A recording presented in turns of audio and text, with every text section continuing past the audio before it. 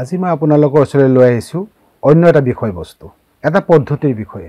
যি পদ্ধতিৰ বিষয়ে জানি হয়তো আপোনালোকে যথেষ্ট উপকৃত হ'ব পাৰিব।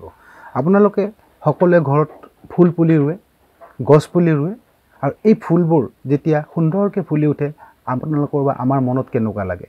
কিন্তু এই ফুলৰ ওপৰতে এটা পদ্ধতিৰ বিষয়ে অৱগতকৰণ কৰিবলৈ ওলাইছোঁ।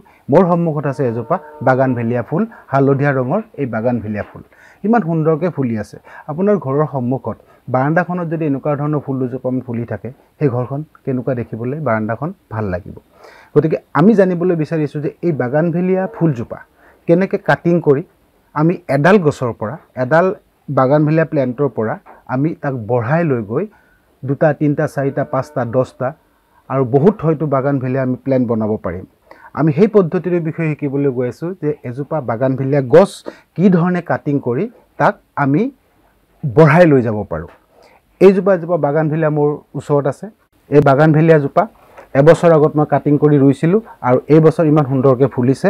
আৰু এই বাগানভেলিয়াজোপা ইয়াত দেখা গৈছে যে কিছুমান ইয়াত নাৰিকলৰ টুকুৰা দিয়া আছে। এইখিনি পানীবিলাক এবজৰ্ব কৰিবলৈ মই ইয়াত বাগানভেলিয়াজোপাত এই নাৰিকলটো দি থৈছোঁ। কি ধৰণে বাগানভেলিয়াজোপা কাটিং কৰি আমি তাক আকৌ এজোপাৰ পৰা দুজোপা 3জোপা বনাই ল'ব পাৰি, সেই পদ্ধতিৰ বিষয়ে আপোনালোকক ক'বলৈ গৈ আছোঁ। আৰু মই ভাবিছোঁ এই পদ্ধতিৰ বিষয়ে জানি আপোনালোক সকলোৱে উপকৃত হ'ব। আপোনালোকৰ এতিয়া জানিব মন যোৱা নাইনে বাৰু যে সেই পদ্ধতিটো কি? বলক তেতিয়াহ'লে সেই পদ্ধতিৰ বিষয়ে মই আপোনালোকক সুন্দৰকৈ বিস্তৃতভাৱে বুজাই দিছোঁ, বিস্তৃতভাৱে দেখাই দিছোঁ, ব্যৱহাৰিকভাৱে দেখাই দিছোঁ যে এজোপা বাগানভেলিয়া গছৰ ডাল কি ধৰণে কাটিং কৰি ৰোপণ কৰা হয়। বলক আমি এতিয়া আগবাঢ়ো ভিডিঅ'টোলৈ।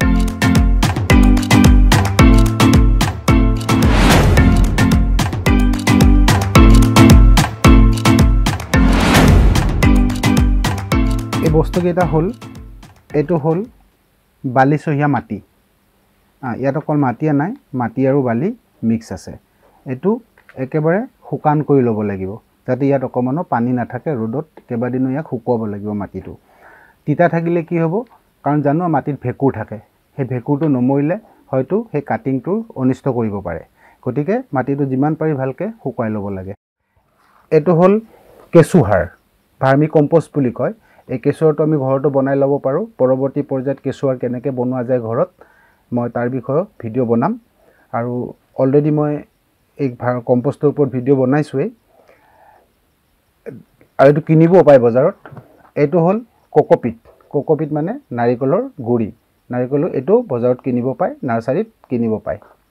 এই 3টা দ্ৰব্য আছে। অন্য এটা মোৰ তাত দ্ৰব্য আছে, এইটো বগা বগা দেখিছে, এইটো বগা বগা। এইটোক কোৱা হয় পাৰালাইট। ই এণ্টিফাংগেল এটা দ্ৰব্য, পাৰালাইট। এইটো আছে মোৰ তাত হৰমন, ৰুটিং হৰমন। 2 ধৰণৰ ৰুটিং হৰমন আছে, এটা 1 নম্বৰ, এটা 2 নম্বৰ। 1 নম্বৰটো ক'ত ইউজ কৰে, যিটো কোমল যিবিলাক গছ, কোমল যিবোৰ ফুলৰ গছ, সেই ফুলৰ গছবিলাকত 1 নম্বৰ হৰমনটো ইউজ কৰে। আৰু এইটো 2 নম্বৰ। 2 নম্বৰটো হ'ল মধ্যমীয়া যিবোৰ গছ, একেবাৰে টানো নহয়, একেবাৰে কোমলো নহয়, মাজৰ যিটো গছ, এতিয়া এনেকুৱা সৰু সৰু ধৰণৰ গছবিলাকৰ কাৰণে 2 নম্বৰ হৰমনটো ইউজ কৰিব পাৰি ধুনীয়াকৈ। পেপাৰ বট 2টা আছে মোৰ তাত, এইটো বজাৰত কিনিব পাব আপোনালোকে। কেইখনমান নেট আছে, এইটো গ্ৰীণ নেট হয়, গ্ৰীণ নেটৰ পৰা কাটি লৈছোঁ। কেলৈ লৈছোঁ আপোনালোকে দেখিব এতিয়া। কাটিং টুলছ এবিধ আছে, নাইফ এখন আছে, আৰু এটা লাইটাৰ আছে, পানী, বাগানভেলিয়া গছৰ কেইটামান ডাল আছে, আৰু কেইটামান মোৰ প্লাষ্টিকৰ পট আছে। এইকেইটা কি ক'ত ইউজ হয় মই শেষৰ ফালে আপোনালোকক দেখাই আছোঁ। এতিয়া আমি কি কৰিম, মিশ্ৰণটো বনাম। মিশ্ৰণটো কেনেকৈ বনাম, সম পৰিমাণৰ বালিচহীয়া মাটি, সম পৰিমাণৰ কেঁচুসাৰ আৰু সম পৰিমাণৰ কোকোপিট, 3বিধ সমান সমান থাকিব লাগিব। আৰু 3টা আমি এতিয়া 3টাক একেলগে আমি মিশ্ৰণটো বনাম।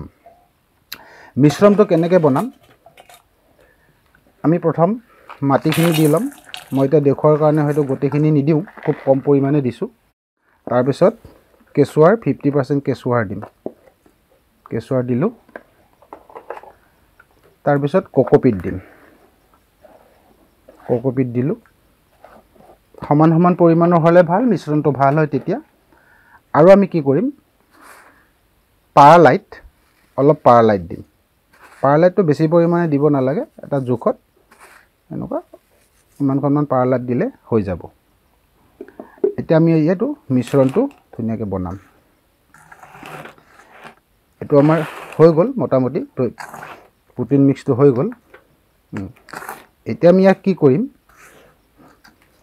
এই প্ৰটিন মিক্সটো কি কৰিম এই যে পাত্ৰকেইটা আছে এই নেট কাপোৰ আছে গ্ৰীণ নেটখন আমি তলত দি দিম এজাপো দিব পাৰে দুজাপো দিব পাৰে আমি গ্ৰীণ নেট দুখন তলত দি দিম গ্ৰীণ নেটখন কি কাৰণে দিয়া হয় ইয়াত তলত যেটো ফুটা আছে ফুটাবিলাক চাওক কিমান বেছিকৈ কৰি থোৱা আছে দুইটাতে পাত্ৰতে ফুটা বেছিকৈ কৰি থোৱা আছে ইয়াত আমি এই প্ৰটিন মিক্সটো ইয়াত ভৰাই দিম এই দুটা আমাৰ এতিয়া পাত্ৰ দুটা কাটিঙৰ কাৰণে ৰেডি হৈ গ'ল এতিয়া আমাৰ এই যেটো বাগানভিলিয়া গছৰ ডাল আছে এই বাগানভিলিয়া গছৰ ডালটো আমি ইয়াক ৰেডি কৰিম কেনেকৈ ৰেডি কৰিম আৰু এই যিখন কাটাৰ আছে এই কাটাৰখন পাৰিলে অকমান লাইটাৰেৰে এই মাথা দুটা অকমান কিছু পৰিমাণে জ্বলাই দিব পাৰিলে ভাল কাৰণ ইয়াত ভেকুৰ জাতীয় পদাৰ্থ বা বেক্টেৰিয়া যাতে লাগি নাথাকে এইখন নাই পাইছে মই এইখন একেবাৰে জ্বলাই থৈ দিলোঁ আৰু নহলে হাইড্ৰোজেন পেৰক্সাইডেৰে ইয়াক ইমাৰ্জ কৰিব পাৰি হাইড্ৰোজেন পেৰক্সাইড লগাই ধুনীয়াকৈ সফা কৰিব পাৰি একেবাৰে যেটো আগটো আছে আগটো মই কাটি দিম আৰু ডালবিলাক পাতবিলাক কাটিম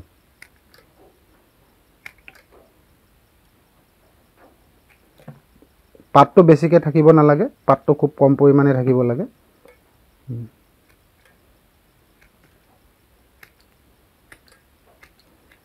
এইটো এটা হৈ গ'ল আৰু এটা কাটিম আমি ভাল চাই গোটেইকেইটাই ভালে আছে এইটো ভালেই তথাপি আমি এইটোৱে লওঁ বেছি দীঘল নালাগে অন্তমান কাটিলে হৈ যাব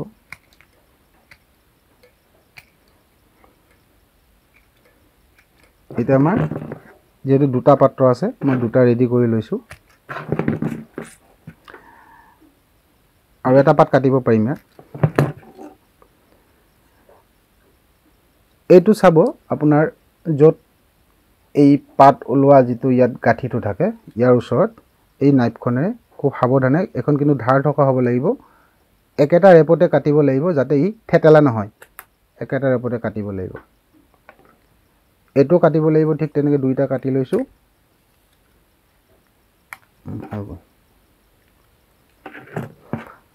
এতিয়া মই এই দুটা কি কৰিম এটো পানী আৰু এটো হল হৰমন এটো হৰমন এতিয়া আমি কি কৰিম এই পাত্ৰ দুটাত এটো অলপ পানী তিয়াই লম দুইটা তিয়াই থৈ দিম তাৰ পিছত আমি ইয়াত হৰমনটো লগাম এই চাওক হৰমনটো ইয়াত লাগি আহিছে হৰমনটো লাগি আহিছে আৰু যিকোনো এনেকুৱা মাৰিয়া ডালৰ সহায়ত আমি ইয়াত এটা ফুটা কৰি দিম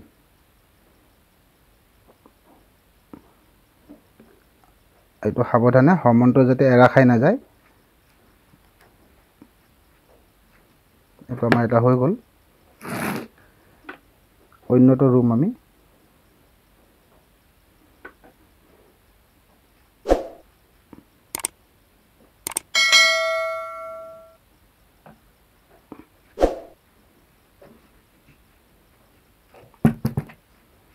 এটা কাটিং হল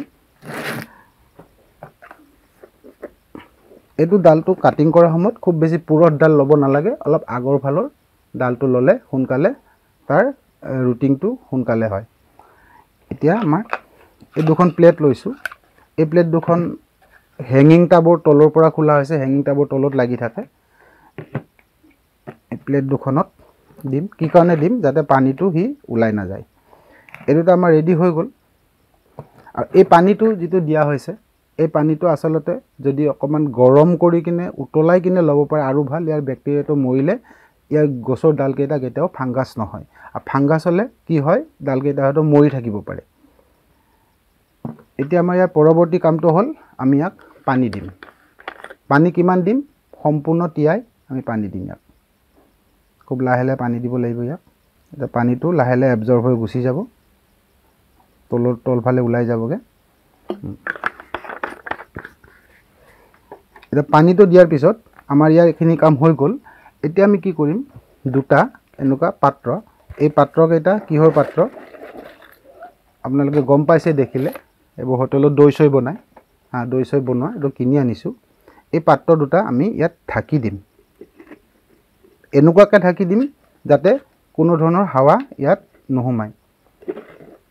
ধুনীয়াকৈ আমি ইয়াতে ঢাকি দিলোঁ। এয়াৰ টাইট হ'ব লাগিব, পূৰা এয়াৰ টাইট। আৰু ইয়াত আমি পাৰিলে এটা ৱেট দি দিব পাৰিলে ভাল। এতিয়া এই পদ্ধতিটো আমাৰ ৰেডি হৈ গ'ল। এতিয়া আমি মাজে মাজে তাক পানী দিম। ক'ত পানী দিম? ইয়াৰ ওপৰত নিদিওঁ। পানী ক'ত দিম? এই তলত দিম। এইখনত ট্ৰেখনত আমি পানী ভৰাই থৈ দিম, যাতে এই তলৰ পৰা পানী থাকিব পাৰে। আৰু ইয়াত যিহেতু কক'পিট দিয়া আছে, কক'পিট দিয়াৰ কাৰণে সি পানীটো তলৰ পৰা লাহে লাহে টানি দিব। ইয়াৰ যাতে মিশ্ৰণটো, পুটিন মিক্স যিটো ইয়াত ভৰাইছোঁ, সেইটো যাতে কমপ্লিটলি শুকাই নাযায়। শুকাই গ'লে ডালটো হয়তো মৰি থাকিব পাৰে। সি পানীটো সেইকাৰণে আমি ওপৰত নিদি কিনে সদায় ট্ৰেটোত পানীটো দিব লাগে। এই মিশ্ৰণটো, এই পদ্ধতিটো, এই দুটা কাটিং প্লেণ্ট আমাৰ মোটামুটি 30 দিন 40 দিনৰ ভিতৰত ই পোখা মাৰি দিব।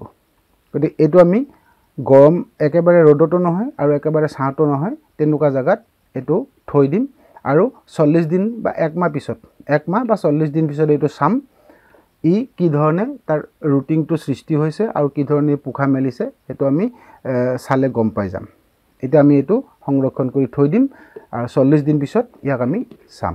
গতিকে আপোনালোকে দেখিলে যে এই বাগানভেলিয়া ডালটো, বাগানভেলিয়া যিটো আমি কাগজ ফুল বুলি কওঁ সাধাৰণতে, এইটো মই যিটো কাটিং কৰিছোঁ এইটো হালধীয়া ৰঙৰ হয় আৰু ইয়াৰ কেইবাটাও ৰং বজাৰত পোৱা যায়। আৰু এই বাগানভেলিয়াবিলাক আমি বজাৰৰ পৰা এটা পুলি কিনি আনি তাক আমি এনেকুৱা সৰু সৰুকৈ ঢেৰ বাগানভেলিয়া স্প্ৰেড কৰিব পাৰোঁ। ইয়াক আমি বনচাইও কৰিব পাৰোঁ। মই যিটো অকণ আগত বাগানভেলিয়া ফুলৰ প্লেণ্ট দেখাইছিলোঁ, সেইটো মই বনচাই কৰি থৈছোঁ। কেতিয়াবা কি হয়, ইয়াৰ একোটা ডাল খুব দীঘলকৈ ওলাই যায়, তাক কাটি দিব লাগে। কেতিয়া কাটিব লাগে? যেতিয়া ফুলাৰ ঠিক আগমুহূৰ্তত, যেতিয়া বাগানভেলিয়া ফুলিব হ'ব তাৰ আগমুহূৰ্তত কাটিং কৰি দিব লাগে। আৰু তেতিয়া ব্ৰাঞ্চবিলাক বেছি হ'ব। ব্ৰাঞ্চবিলাক বেছি হ'লে ফুলটো বেছি হ'ব, ফুলৰ সৃষ্টিটো বেছি হ'ব। গতিকে গছডাল বেছি ভাল লগা হয়। গতিকে তাৰ ওপৰতো আপোনালোকে আৰু নিজৰো চিন্তা চৰ্চাৰ প্ৰয়োজন আছে। মই ভাবিছোঁ এই ভিডিঅ'টো চাই আপোনালোকে যথেষ্ট উপকৃত হ'ব। এনেকুৱা ধৰণৰ ভিডিঅ' আৰু পৰৱৰ্তী সময়ত আপোনালোকে চাওঁ বুলি ভাবে, চেনেলটো ছাবস্ক্ৰাইব কৰি দিব, বেল বুটামটো টিপি দিব, যাতে ভিডিঅ'টো বনোৱাৰ লগে লগে আপোনালোকে ন'টিফিকেশ্যনসমূহ আপোনালোকৰ ডিভাইচবিলাকত পাই যায়। গতিকে আজিলৈ ইমানেই। আমাৰ এগ্ৰিকালচাৰ ৰিলেটেড, নাৰ্চাৰী ৰিলেটেড বেলেগ এটা টপিকছ লৈ কিনে পৰৱৰ্তী সময়ত আকৌ আহি আছোঁ। আজিলৈ ইমান, ধন্যবাদ।